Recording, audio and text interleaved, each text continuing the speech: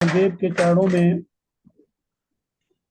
आज का मंगलाचरण का समर्पण। ध्यान मूलम गुरुर्मूर्ति पूजा मूलम गुरो पदम मंत्र मूलम गुरुर्वाक्यम मोक्ष मूलम गुरु कृपा ब्रह्मानंदम परम सुखदम केवलम ज्ञानमूर्तिम् द्वन्द्वातीतं गगन सदृशं तत्त्वमस्यादिलक्ष्यम् एकं नित्यं विमलमचलं सर्वधी साक्षिभूतं भावातीतं त्रिगुणरहितं सद्गुरुं तं नमामि सद्गुरुं तं नमामि।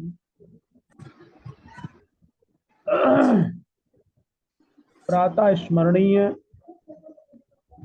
सतत वंदनीय श्री सद्गुरुदेव भगवान के श्री चरणों में दंडवत प्रणाम। और आज के इस कार्यक्रम में सहभागिता करने वाले वरिष्ठ गुरु बहनों एवं भाइयों का हृदय से नमन और वंदन। आज के सत्संग में बहन भजन के लिए मैं अपनी गुरु बहन स्नेहलता व्यास जी को आमंत्रित कर रहा हूँ। बहन स्नेहलता व्यास जी आज के भजन से हम लोगों को आनंदित करें। बहन स्नेहलता। जय गुरुदेव। बोलिए सदगुरुदेव जय भगवान गुरुदेव जय गुरुदेव। जय। मंच पर उपस्थित सभी मेरे गुरु भाई बहनों को मेरा प्रणाम। आवाज आ रही है अच्छी? हाँ जी, अच्छी आ रही है। ओके। अपना प्रेमी बना लो कन्हैया, और कोई तमन्ना नहीं है। अपना प्रेमी बना लो कन्हैया, और कोई तमन्ना नहीं है। प्यार चरणों का दे दो कन्हैया, और कोई तमन्ना नहीं है। प्यार चरणों का दे दो कन्हैया, और कोई तमन्ना नहीं है। तेरे गुण दिन रात में गाऊं, तेरी महिमा तेरे गुण दिन रात में गाऊं, तेरी महिमा सुनाऊं। तुझे एक पल ना भूलूं कन्हैया, और कोई तमन्ना नहीं। तुझे एक पल ना भूलूं कन्हैया, और कोई तमन्ना नहीं। अपना प्रेमी बना लो कन्हैया, और कोई तमन्ना नहीं। मुझे प्रेम दीवानी बना लो, मन मंदिर में ज्योति जला दो। मुझे प्रेम दीवानी बना लो, मन मंदिर में ज्योति जला दो। तेरी मस्ती में झूम गाऊं, और कोई तमन्ना नहीं। तेरी मस्ती में झूम गाऊं, और कोई तमन्ना नहीं।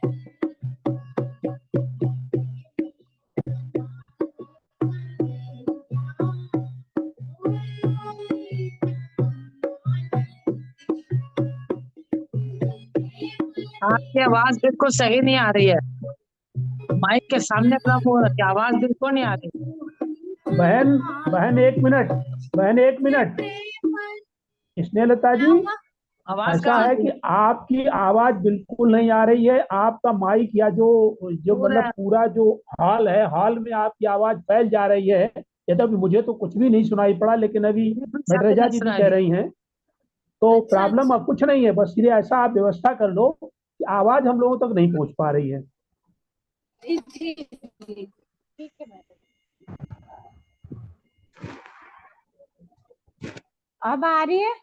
हाँ, अब हेलो। आ रही है, बहुत साफ आ रही, बहुत साफ आ रही। अब आप फिर से पूरा आप कह ढोलक दीजिएगा। के बिना गाइए, सुनाई नहीं दे रहा कुछ भी। ढोलक। ठीक ठीक ठीक, ओके। अपना प्रेमी बना लो कन्हैया, और कोई तमन्ना नहीं है। अपना प्रेमी बना लो कन्हैया, और कोई तमन्ना नहीं है। आ रही है आवाज अब क्लियर? हाँ जी, हाँ जी। अच्छी दीदी आवाज आवाज आ आ रही रही, है बहुत सुदर्शन आ दीदी? रही है, आ रही है, बिल्कुल अब आ रही स्पष्ट। है, अब आ रही है। आप ढोलक रहने दीजिए, ऐसे भी गाइए। ठीक ठीक, ओके। प्यार चरणों का दे दो कन्हैया, और कोई तमन्ना नहीं है। प्यार चरणों का दे दो कन्हैया, और कोई तमन्ना नहीं है। तेरे गुण दिन रात में गाऊं, तेरी महिमा सुनूं और सुनाऊं। तेरे गुण दिन रात में गाऊं, तेरी महिमा सुनूं और सुनाऊं। तुझे एक पल ना भूलूं कन्हैया, और कोई तमन्ना नहीं है। तुझे एक पल ना भूलूं कन्हैया, और कोई तमन्ना नहीं है। अपना प्रेमी बना लो कन्हैया, और कोई तमन्ना नहीं है। मुझे प्रेम दीवानी बना लो, मन मंदिर में ज्योति जला दो। मुझे प्रेम दीवानी बना लो, मन मंदिर में ज्योति जला दो। तेरी मस्ती में झूमूं और गाऊं, और कोई तमन्ना नहीं है। तेरी मस्ती में झूमूं और गाऊं, और कोई तमन्ना नहीं है। अपना प्रेमी बना लो कन्हैया, और कोई। मैं तो तेरी हूँ, तेरी ही कहलाऊं, तेरी यारी पे बलियारी जाऊं। अपना आशिक बना लो कन्हैया, और कोई तमन्ना नहीं। बोलो गुरुदेव भगवान की जय। जय। जय सद्गुरु भगवान की जय। हाँ, बहुत सुंदर भजन आपने प्रस्तुत किया। और अंतिम बार तो पूरा ही समझ में आया, थोड़ी साउंड भी डिस्टर्ब कर रही थी और आवाज भी फैल रही थी, स्पष्ट सुनाई पड़ा कि अपना प्रेमी बना लो कन्हैया, और कोई तमन्ना नहीं है। मुझे एक पल न भूलो कन्हैया, प्यार चरणों का दे दो। तेरे गुण दिन रात में गाऊं, तेरी महिमा सुनूं और सुनाऊं।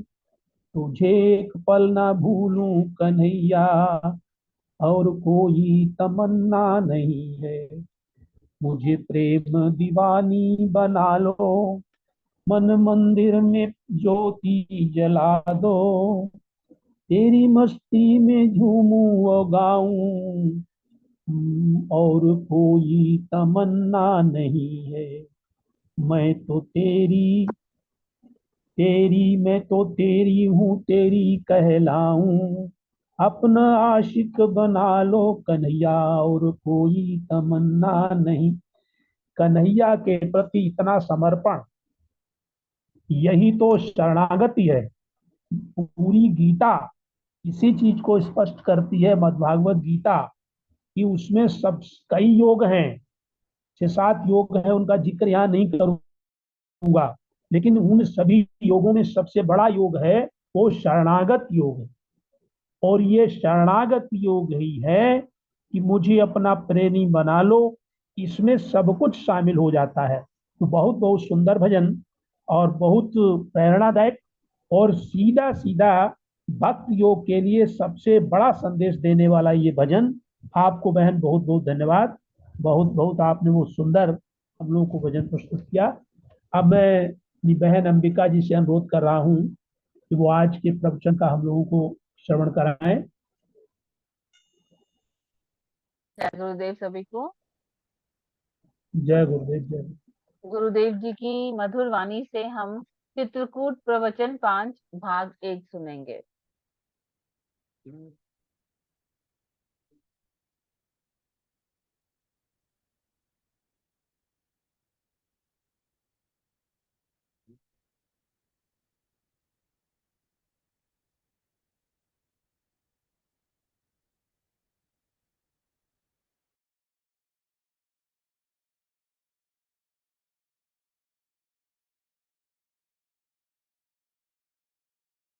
सच्चिदानंद भगवान की, सनातन धर्म की। ओम शांति शांति शांति।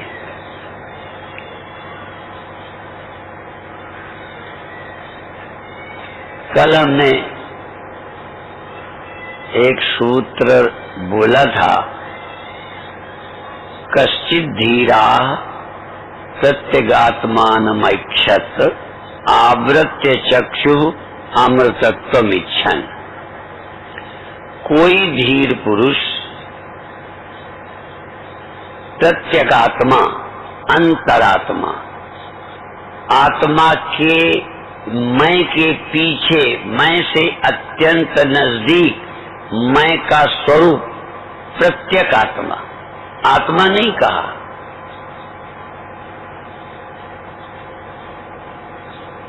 प्रत्यक। उपनिषद में एक जगह प्रतिबोध विदितम,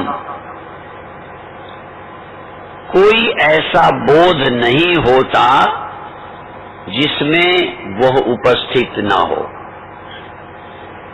उदाहरण में खुद आप चुनो, कोई ऐसी लहर जो बिना पानी के हो। तो यदि पानी लहर का प्रत्यगात्मा है, प्रत्यगात्मा, हर अनुभूति, हर उत्पत्ति उसके बिना नहीं होती। इसलिए प्रत्यगात्मा, प्रत्यक चेतन, प्रत्यक चेतन, प्रतिचेतन में जो विद्यमान रहता है। प्रतिबोध विदित, बोधे बोधे प्रति, हर बोध में जिसका बोध हो सकता है या जो हर बोध में विद्यमान रहता है उसे प्रतिबोध विदित कहते हैं। इसी अर्थ में उपनिषद कहता है, कश्चित् धीरा प्रत्यगात्मानम ऐक्षत। प्रत्यगात्मा को पाने की, जानने की इच्छा रखने वाला व्यक्ति, जानने की इच्छा रखने वाले व्यक्ति को धैर्य की बड़ी जरूरत है। वैसे भी धीरज शब्द का बहुत जगह प्रयोग है। धीरज धर्म, मित्र और नारी। आपत्काल धीरज की भी परीक्षा, स्त्री की ही नहीं, धीरज की, धर्म की। पैसा पड़ा हो, फिर आपके प्रसाद बट रहा हो, आपके धैर्य की, धर्म की परीक्षा हो जाएगी। डायबिटीज होने पर रसगुल्ला रखा हो, लगेगा बुद्धि तर्क दे देगी, कोई एक दिन में थोड़ी मरे जाते हैं। तो नहीं मरे जाते तो क्यों खाने के लिए छूट दे रहे हो?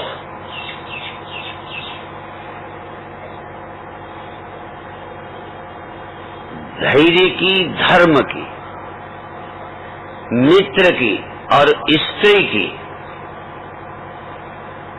संकट में परीक्षा होती है।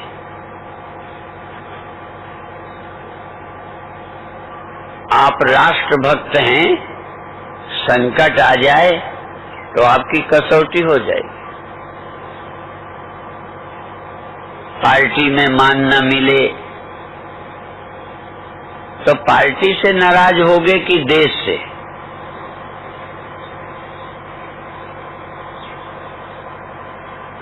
धैर्य क्या है? विपरीत परिस्थिति में भी डगमग नहीं होना। धैर्य है सुख से भी बचना। जब सुख मिलता है तब आप भोगना चाहते हो या नहीं?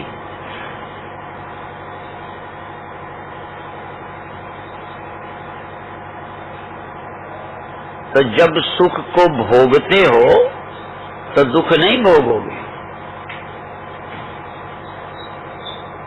दुख के भोगने में यदि आप सुख से बच नहीं पाते, सुख में जो त्यागी बन न सके और दुख में होते जो न उदार,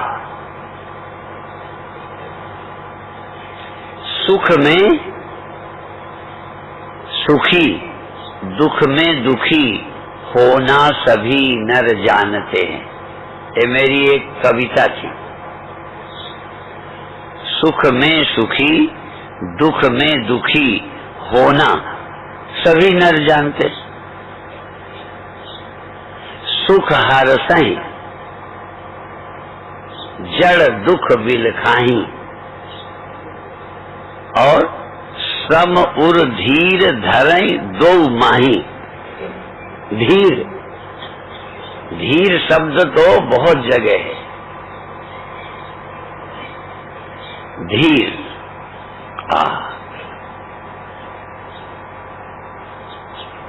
जो सुख में सुखी दुख में दुखी सभी नर हो जाते हैं, जानते हैं, सहज है।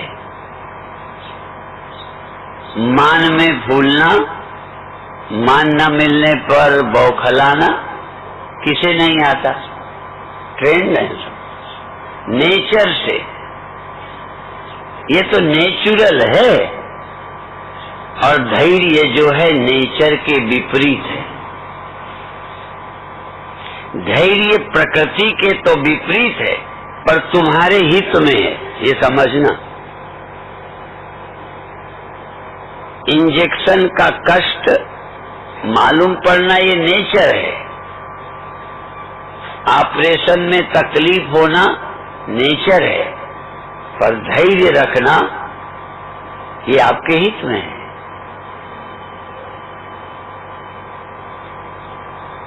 धैर्य कभी हानि नहीं करता। चाहे घर में भी धैर्य रखो, परिवार में नरक नहीं आएगा। धैर्य छोड़ा गड़बड़। और भी है, धीरज धरई तो लागई पारा, नहीं तो डूबे माझी दारा। शायद ग्रंथों में धैर्य शब्द का प्रयोग, धीरज का प्रयोग बहुत जगह है, पर किस अर्थ में है? परिस्थितियों में डटे रहना, भागना नहीं, जागना। आप अकर्ता और अभोक्ता होना चाहते हो तो धैर्य रखो, या यूं समझो प्रतिक्रिया, प्रतिक्रिया धैर्यहीन को होती है। तुरंत रिएक्ट हो जाना, रिएक्ट होना।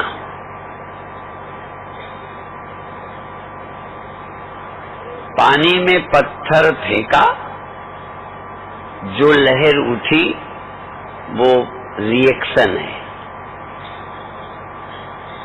ये पानी का कर्म नहीं है, रिएक्शन है। आपको कुछ बुरा कहा, आप में क्रोध पैदा हो गया, ये रिएक्शन है। आपको अच्छा कहा, आपको चित्त खुश हो गया, चेहरे में रौनक आ गई, ये अधैर्य है, रिएक्शन है, धैर्य नहीं है। आप सम्मान भी झेल नहीं पाए, फूल गए। आप अपमान भी झेल नहीं पाए। राम वनवास को भी झेल गए।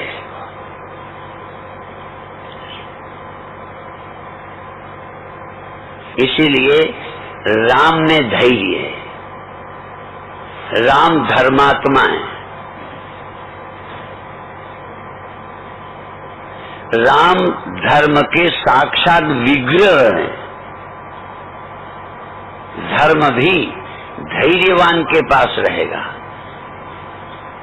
जिसमें धैर्य नहीं है उसमें शांति भी नहीं रहेगी।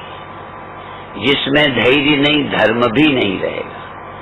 जिनमें धैर्य नहीं है, ब्रह्म ज्ञान भी नहीं रहेगा, और धैर्यहीन को ब्रह्म ज्ञान भी नहीं होगा। इसलिए कोई कोई धैर्यवान, क्योंकि धैर्यवान भी लोग अधूरे हैं। धैर्य भी बड़े स्तर का भी है, ऐसे स्तर का है कि वनवास में भी मुख कुमलाए नहीं। ये श्लोक मैं पहले बोल चुका हूं चित्रकूट में, क्योंकि कई साल से आ रहा हूं। प्रसन्नताम या नगताभिषेकता, अभिषेक से शर्त है। राम तो प्रसन्न ही थे,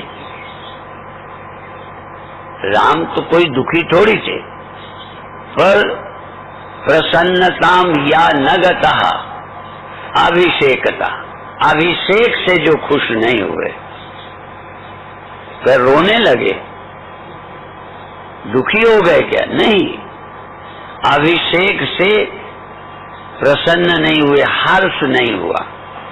हर्ष विषाद न कछ उर आवा। राम जब भी कोई काम करते हैं, धनुष तोड़ते हैं तो सहज उठ गए। गुरुजी ने कहा, उठो राम भंजो भव चापू। उठ गए, सहज उठ गए। कोई बगल अगल में देखते नहीं है कि कोई मेरी छाती देखता है कि नहीं। अभी मैच हो रहा था तो एक ने कहा, क्राउड, ये जोर का जो हुआ उससे मैं हाथ उठा दिया, मैं फाउल नहीं हुआ। आप भी अपने क्रोध को फाउल होना नहीं मानते, जायज ठहराते हो। राम वनवास में उदास हो जाते तो ये जायज था, स्वाभाविक है कि बदनामी हो रही है, पर्चे छप गए हैं, राज तिलक होना है, नहीं हो रहा। जरा सोचो आप उस जगह हो।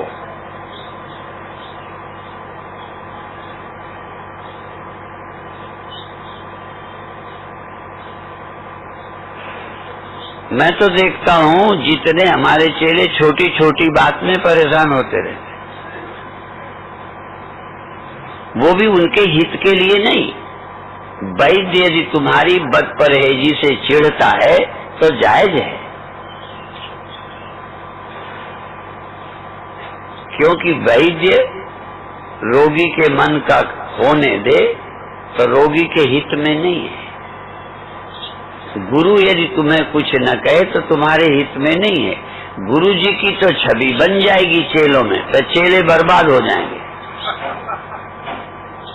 गुस्सा नहीं करें, डांटे नहीं, तो गुरु तो पूरे गुरु रह जाएंगे, पर चेले गए। एक हमारे भूमानंद जी बड़े मस्त संत थे, तो एक चेले की ओर इशारा करते हैं, कहते इसको तो हमने देवी मैया के चरणों में डाल दिया है, अब चाहे इसे बचावें चाहे खा जाएं।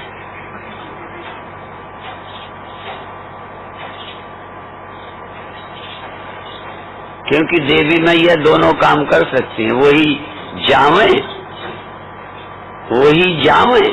और वही खावें, वही पैदा करती है और तुम्हें जवानी में वही खा जाती है। जन्म भी उन्होंने ही दिया और लूटती भी वही है, वही जावें वही खावें। एक कंचन, एक कामनिया, जरूरी भी है कंचन, पर खा भी रहा है। दीमक की तरह धन की लालसा तुम्हें दौड़ा रही है घोड़े की तरह। कंचन और कामनी आवश्यक है, पर कंचन कामनी तुम्हें खा जाए, घोड़े की तरह दौड़ाती रहे, उसी में मरते रहो, समझो तुम्हें विवेक नहीं है, धैर्य नहीं है।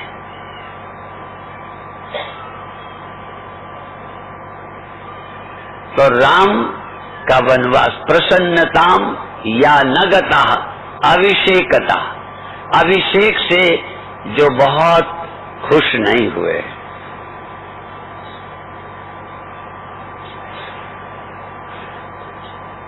तथा न ममलव वनवास दुखता, वनवास के दुख से चेहरा उदास नहीं हुआ, कुम्हलाया नहीं।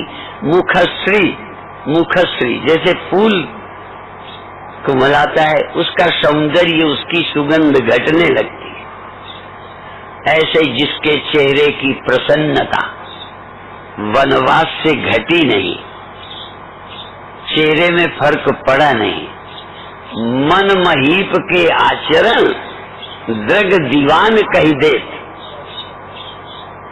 तुम्हारे मन के हालात मुख प्रकट कर देता है।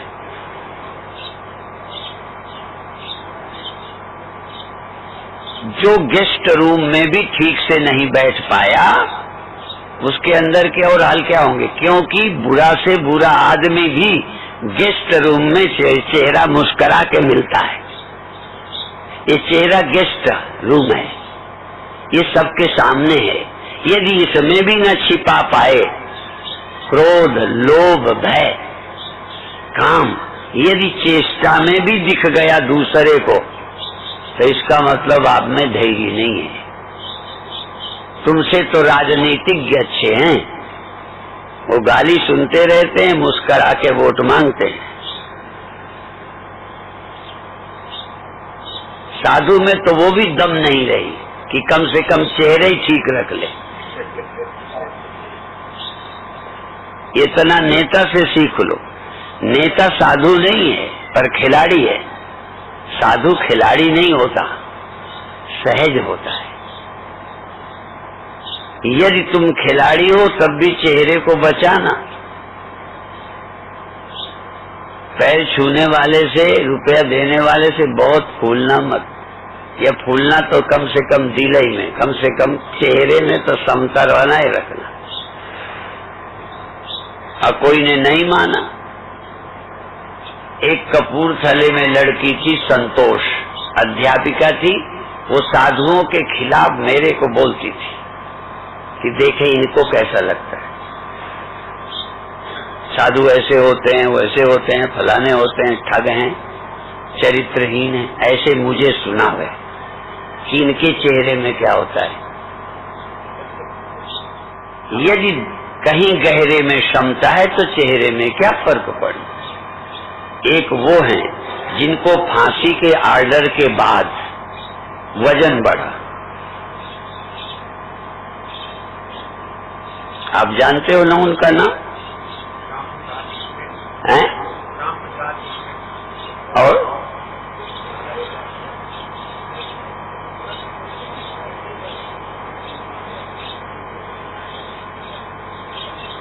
इनका फांसी के आर्डर के बाद वजन बढ़ा। तुम्हारा वजन घट जाएगा।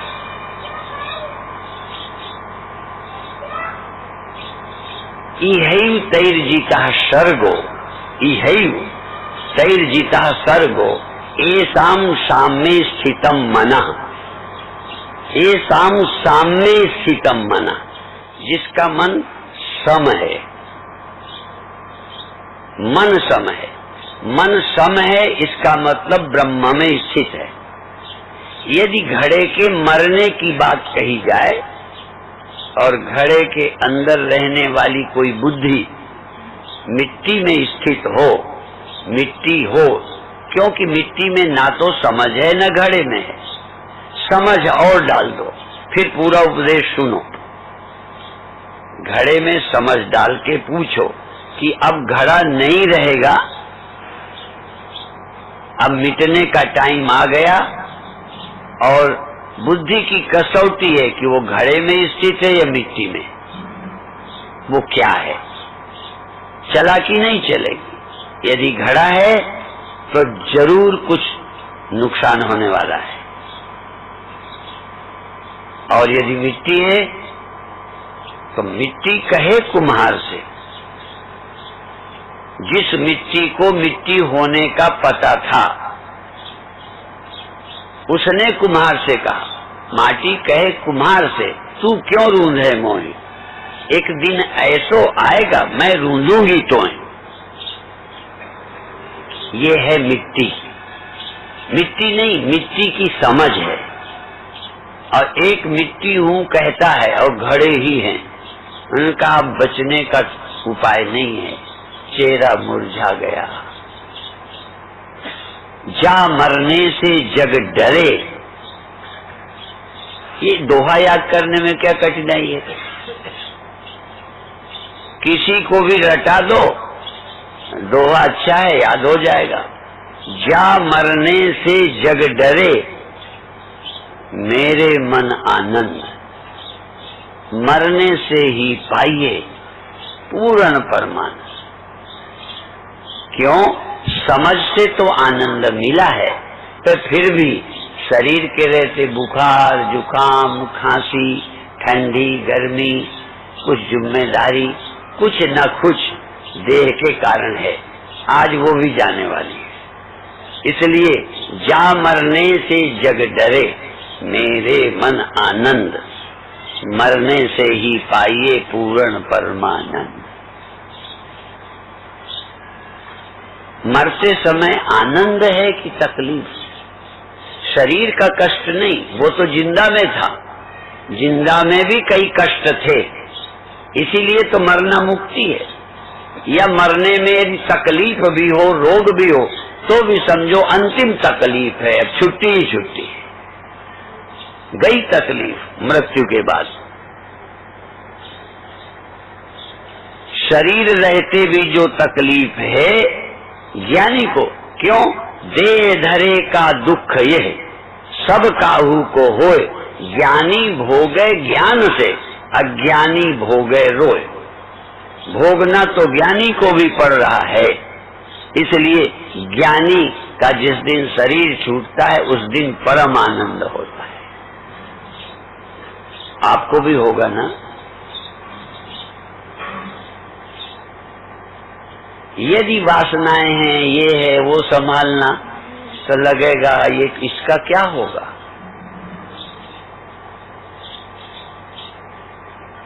कभी कभी परोपकार भी बंधन है, इसीलिए एक कहानी हम कहा करते हैं, कहते हैं सीता जी के पास एक तोता था।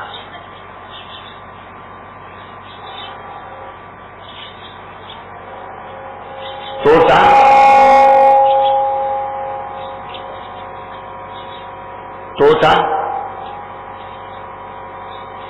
बंधन में था, सीता प्यार करती है, सीता प्यार करती है।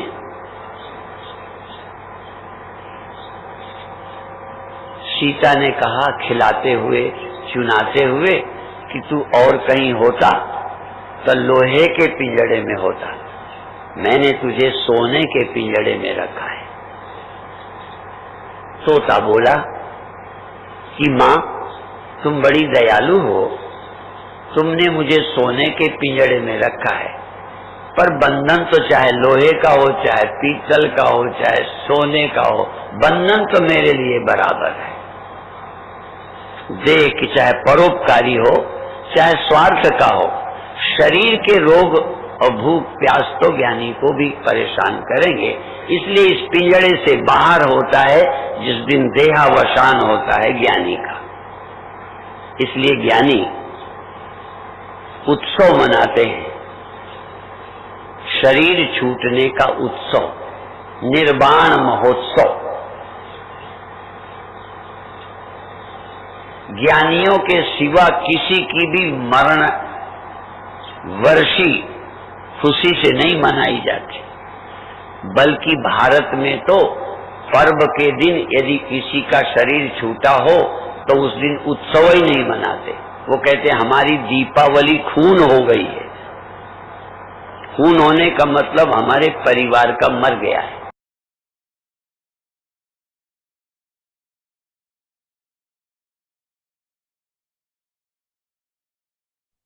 जय गुरुदेव।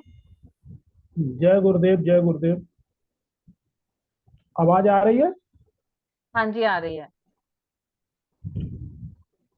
आज गुरुदेव ने अपने प्रवचन में एक उपनिषद का श्लोक उद्धृत करते हुए प्रवचन की शुरुआत की।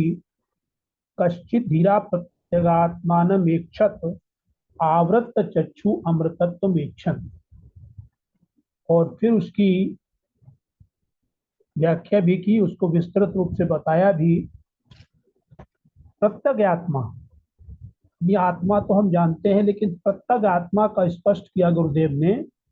अंतरात्मा या आत्मा के मय के पीछे, मय से अत्यंत नजदीक, यानी जो चेतन में और प्रत्यगात्मा, उसको गुरुदेव ने क्लियर किया। ये बहुत सूक्ष्म ज्ञान वाली बात है। यानी मय का स्वरूप, आत्मा के मय के पीछे जो है सबसे मय से अत्यंत नजदीक, वो मय का स्वरूप, उसको प्रत्यगात्मा कहा।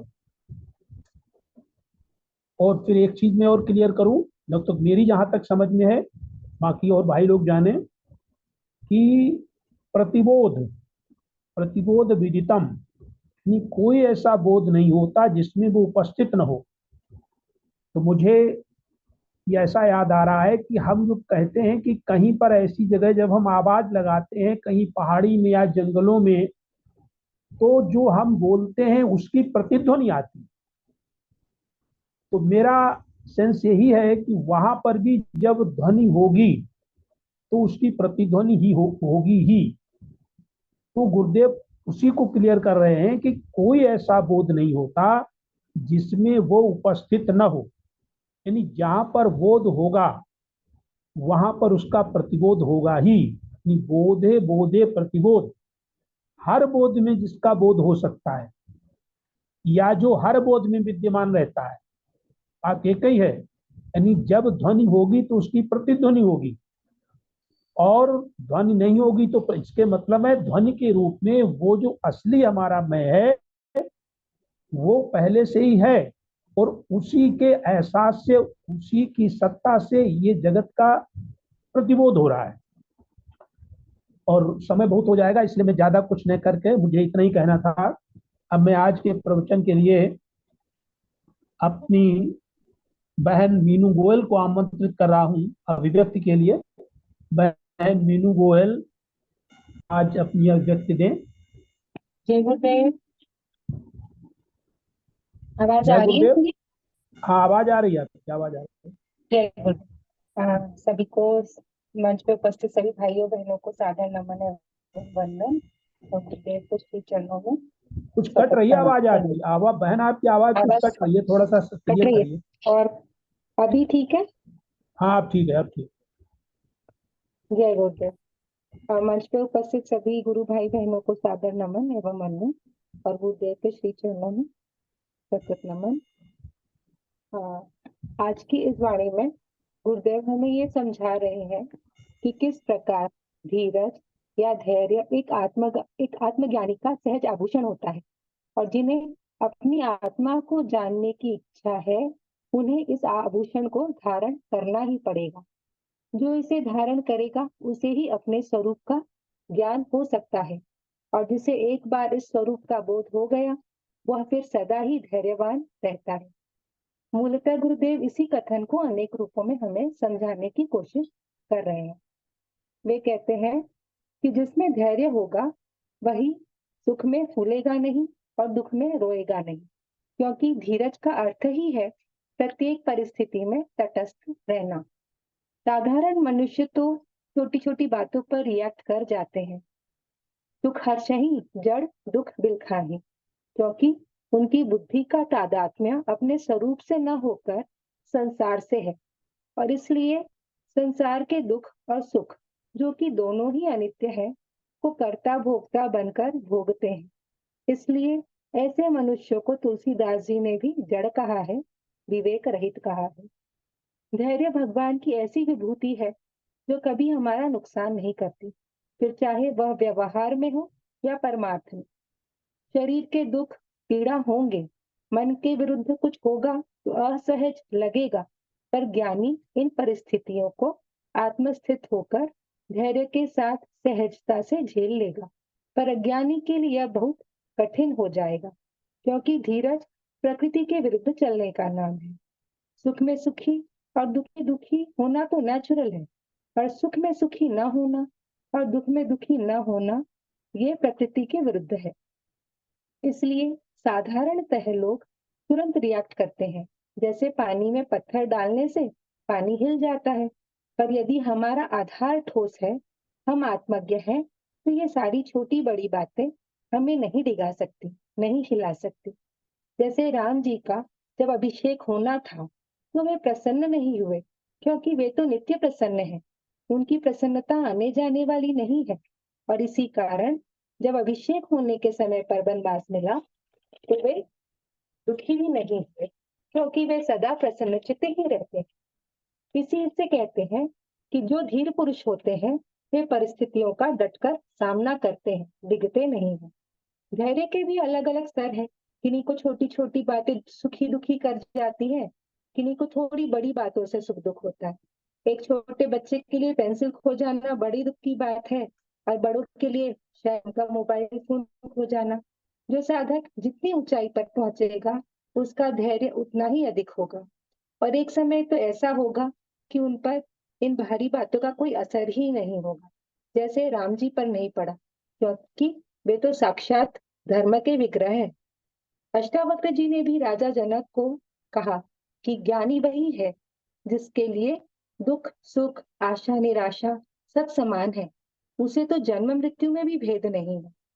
सम दुख सुख पूर्णा आशा नैराश्यो समः सम जीवित मृत्युत सन नैवमेव लयम प्रजा।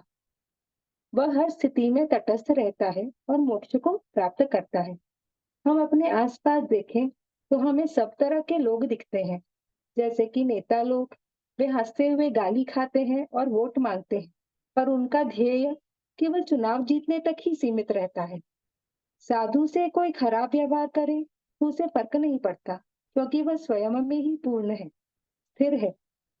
कई ऐसे होते हैं कि थोड़ी देर भी आप जिन्हें पसंद ना करें उनके साथ बैठना पड़ जाए तो चेहरा साफ बता देता है। ये धैर्यहीन के ही लक्षण है। इसलिए ऐसा नहीं है कि धीरज रखना कठिन है, पर क्योंकि हमने अभी अपना ध्येय निर्धारित नहीं किया है, इसलिए सारी कठिनाई। जो धैर्यशील होंगे वे सहज ही आत्मज्ञ हो पाएंगे, और जो आत्मज्ञ है वे तो सहज ही धैर्यवान है ही। समता हमारे में तभी होगी जब हम ब्रह्म में स्थित होंगे। घड़े के अंदर की मिट्टी यदि यह समझ जाए कि वह घड़ा नहीं मिट्टी है, तो फिर उसे टूटने का भय नहीं होगा, टूट के भी वह मिट्टी ही रहेगी। इस समझ से उसमें समता आ गई और टूटने का भय का रिएक्शन नहीं बना। वहीं अगर घड़ा बनी रही तो टूटने की बात से तुरंत रिएक्ट करेगी, भय खाएगी, दुखी होगी, या फिर टूटकर बड़ा मकान बनेगी तो सुखी होगी। सुखी होना दुखी होना दोनों ही रिएक्शन है, यहाँ समता नहीं है। जब कोई संत का देहावसान होता है तो उस दिन निर्वाण उत्सव मनाया जाता है, क्योंकि देह जनित जो भोग थे उन भोगों से वे मुक्त होकर फिर पूर्णता को प्राप्त हो गए। हालांकि वे पहले से भी पूर्ण ही थे, पर जो यह शरीर रूपी पिंजरा था उसकी वजह से बंधे हुए थे, उससे उन्हें आजादी मिल गई। देह का दुख तो सभी को होता है, पर ज्ञानी उसे समझ से भोगता है, अर्थात वह स्वयं को मन बुद्धि शरीर से अलग मानकर दृष्टा की तरह देखता हुआ भोगता है। और वही जो अज्ञानी होता है वह इसी देह जनित दुखों को रो रो कर भोगता है, क्योंकि उसका मैंपना उसके मन बुद्धि शरीर से जुड़ा होता है।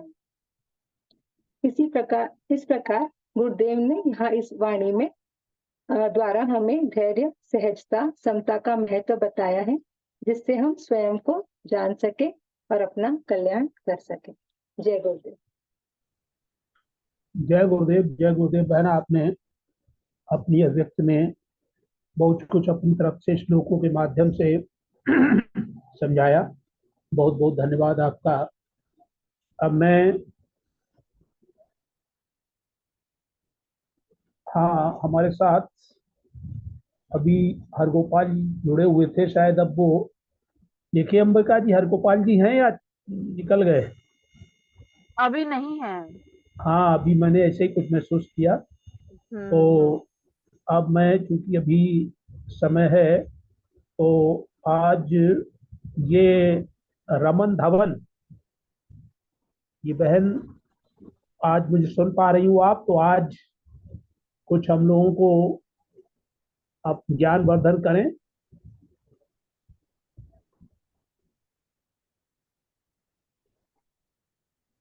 रमन धवन जी, किसी और को मंत्रित करिए। अच्छा,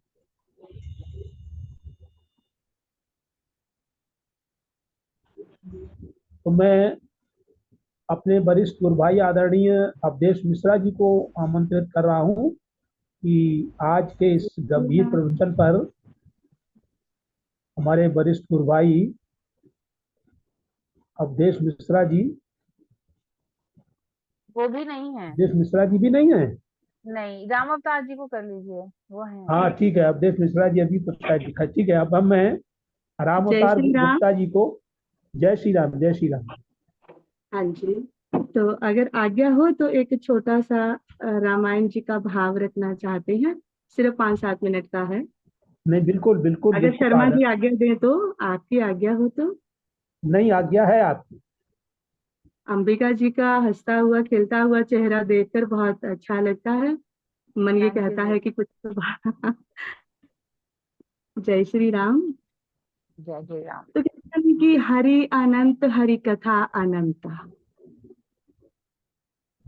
जब भी हम किसी कथा को सुनते हैं तो हर बार नहीं लगती है, मन नहीं अघाता। कहते हैं एक ही भोजन को हम बार बार करते हैं तो जैसे मन में ये होता है कुछ और हो जाए। लेकिन जब हम राम कथा को सुनते हैं तो राम कथा का कोई अंत नहीं है और नित्य नवीन है, नित्य नई है। चाहे हम प्रसंग श्रवण भी कर चुके होते हैं तो भी हमारा ये भाव होता है कि हम श्रवण करें। तो ऐसा ही एक प्रसंग आता है, प्रभु जो है ना, चाहे वो कितना ही छोटा जीव क्यों ना हो, उस पर भी कृपा करते हैं।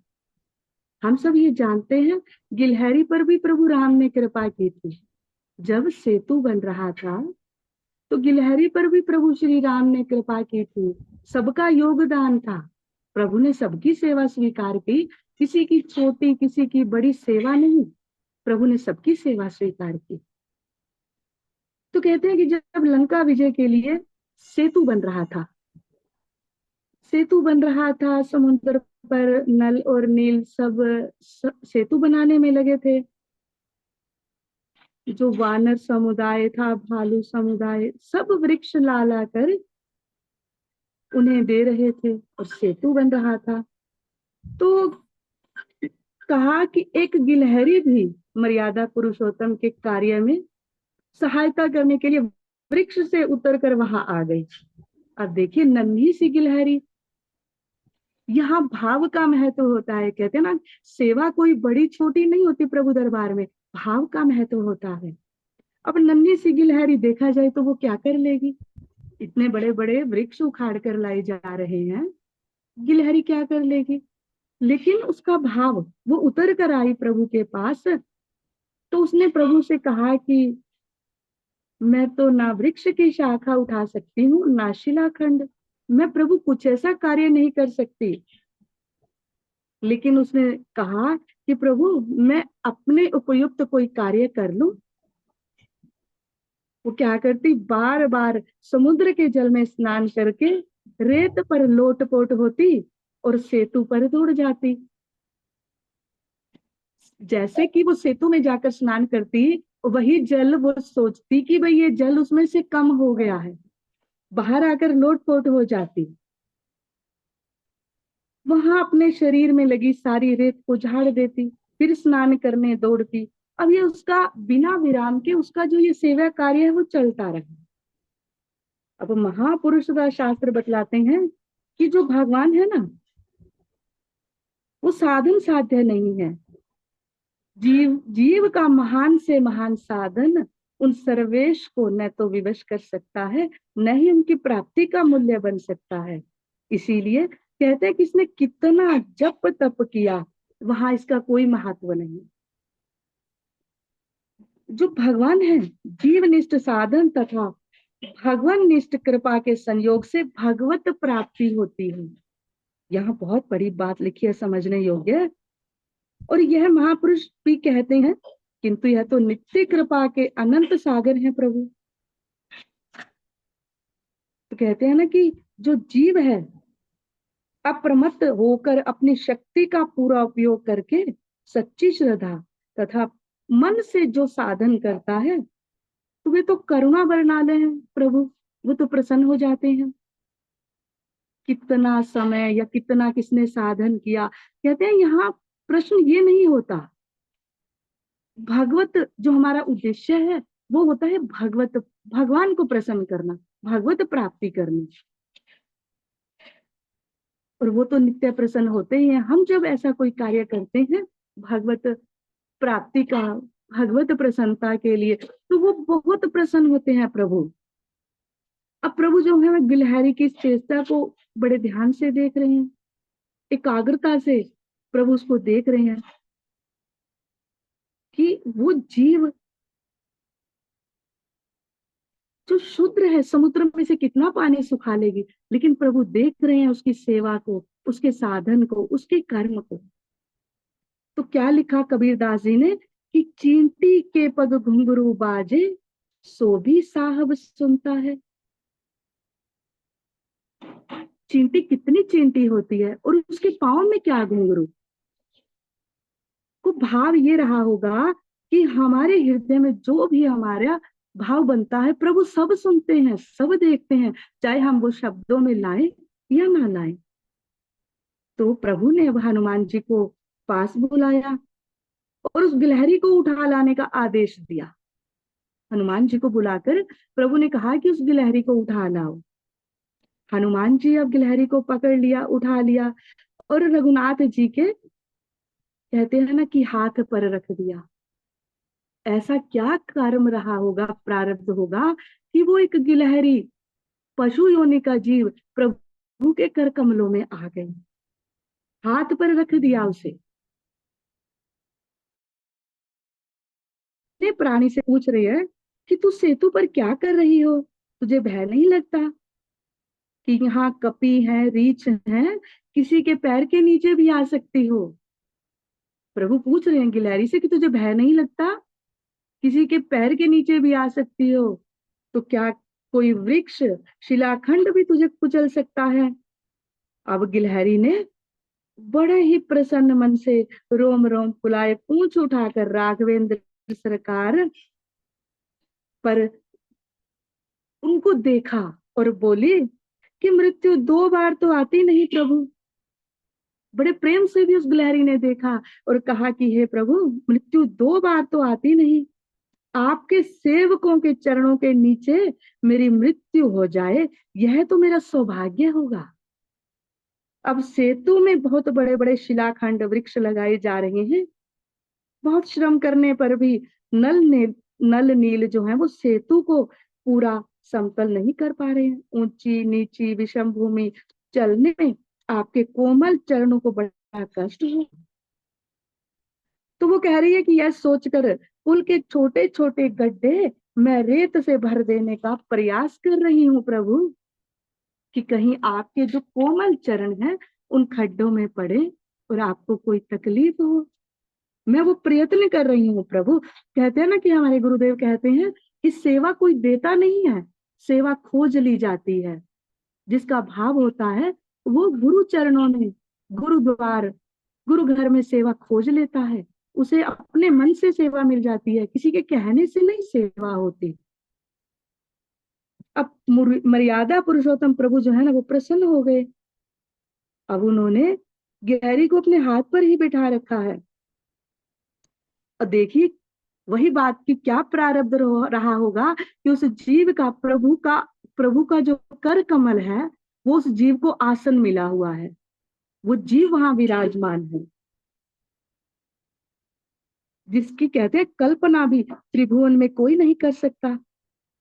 अब दाहिने हाथ की 3 उंगलियों से उन्होंने गिलहरी की पीठ थपथपा दी और कहते हैं गिलहरी की पीठ पर श्री राम की उंगलियों के चिन्ह स्वरूप 3 श्वेत रेखाएं बन गई।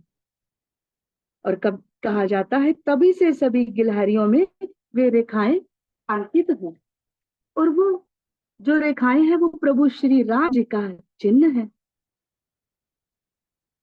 ऐसे है हमारे मर्यादा पुरुषोत्तम प्रभु राम, हर जीव की सेवा को स्वीकार करते हैं, चाहे फिर वो छोटा हो या बड़ा हो, भाव देखते हैं। हरि अनंत हरि कथा अनंता, नित्य नवीन नूतन ये राम कथा है। एक छोटा सा भाव ये श्रवण में आया तो मैंने कहने का प्रयास किया। बोलिए सदगुरुदेव भगवान की जय। गुरुदेव भगवान के श्री चरणों में कोटिशय नमन, प्रणाम, वंदन। जय श्री राम। जय श्री कृष्ण। बहन मीनू पोपली जी, आपने एक भक्त और भगवान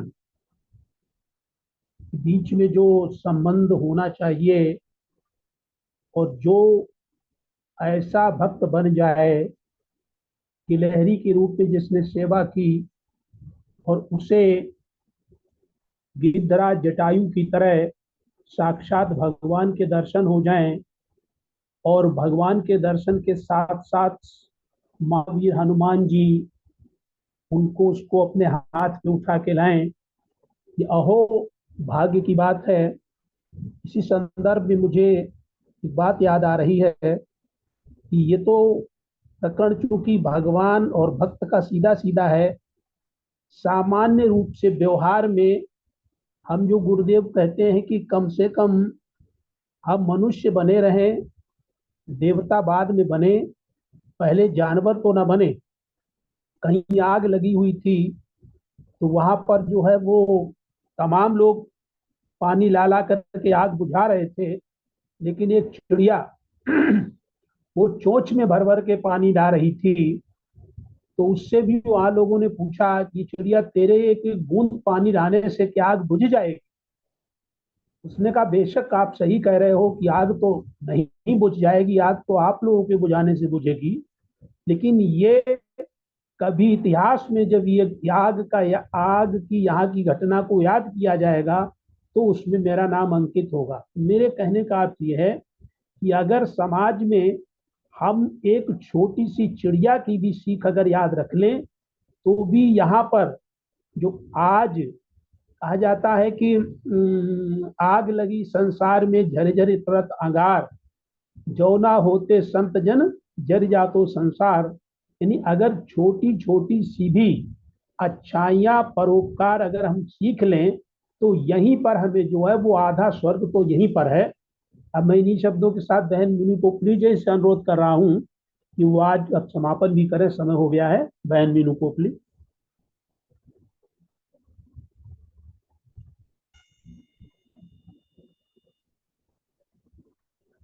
बहन सुन पा रही हैं आप मुझे?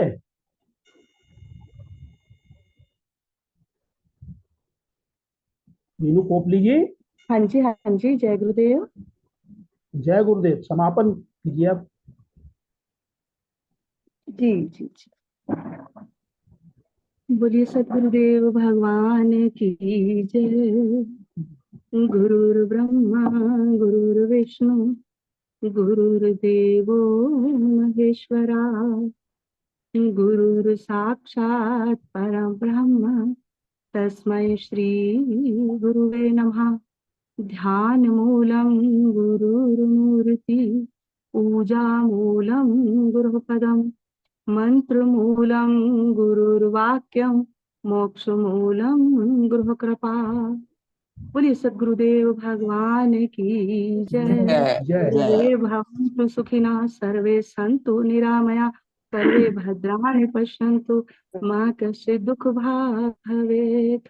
ओम शांति शांति शांति।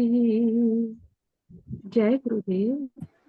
बोलिए गुरुदेव भगवान की जय। जय। आज के आनंद की धर्म जय। जय। जय। आज के आनंद की जय। जय। नमो नारायण। नमो नारायण। नमो नमो नारायण। नारायण। नमो नारायण।